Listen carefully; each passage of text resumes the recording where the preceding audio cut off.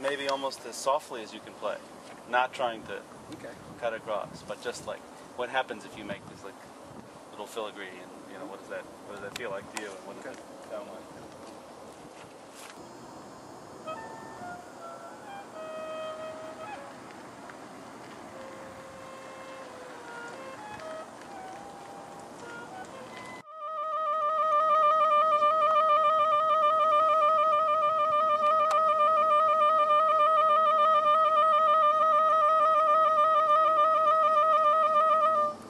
We've got a wind speed of about 2.6 miles an hour at the most, down to 0 now.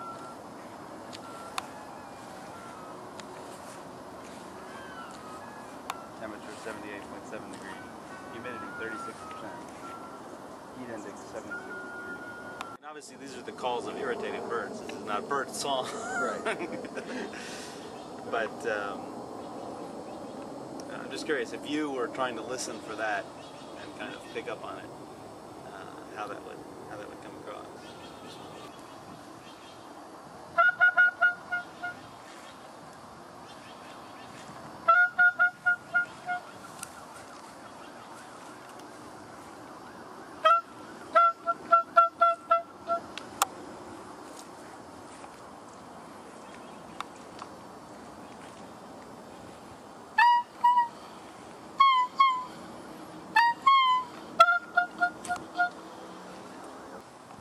But my inclination is not to create music that every note has to be heard, every idea, you know. If you miss the development, you won't understand the recapitulation. My idea is to make sound that you experience in an interesting way, and that helps. Like if you listen now, the roar of the traffic is constant, and there'll be a lot of air traffic on a Saturday afternoon. But I think with the instrument, you create something that people, you know, turn inwards, and that becomes, it makes the birds more clear, it makes the wind in the trees more clear, and suppresses the noise pollution. I have, from right to left, a digital audio player, a battery-powered amplifier, and a window with a magnetic transducer on it.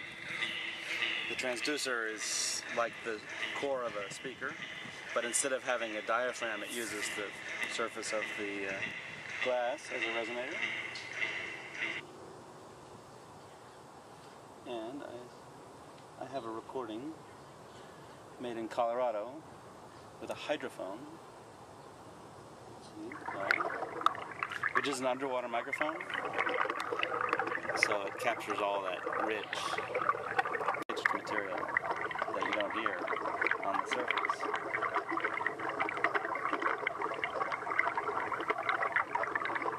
You don't hear it well, maybe you can go ahead and walk towards it. You don't have to stay constrained over there.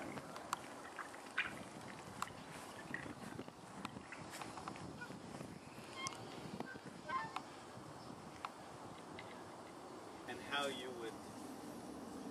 you let the listener know that this is what, you know, how they should hear it? But I think just musically, even that first attempt, kind of interesting. Yeah, the space definitely makes a difference. I mean, you know, the first reference point I had was the, you know, kind of the British tradition of the pastoral rhythm, which is all modal, pentatonic, kind of rhapsodic noodling.